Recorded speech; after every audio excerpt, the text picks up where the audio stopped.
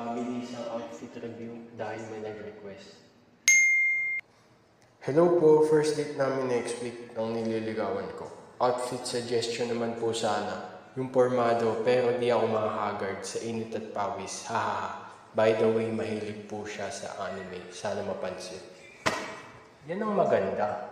Pormado pero presko. So, tara gawin natin. So, para sa pambaba, gagamit tayo ng loose na shorts. I got these shorts from GU Japan. So, makakabili pa din naman kayo nito sa mga local stores natin, sa mga department stores and Uniqlo.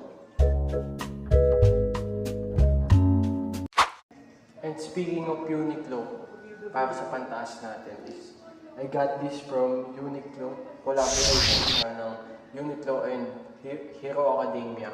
So, pinili ko is yung shirt ni Bakugo.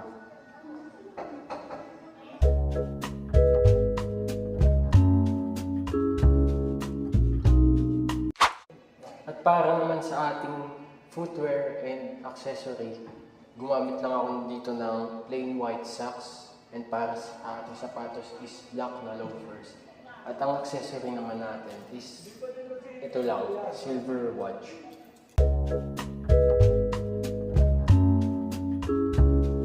And here's our final look.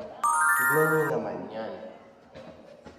Napakalinis tignan at mukha ka lang typical na schoolboy. Alam niyo yun, yung mga typical na uniform sa Japan. Short and white na socks. So yung loafers, napakaganda niya sa ganitong outfit kasi parang pinaghalo yung casual and streetwear.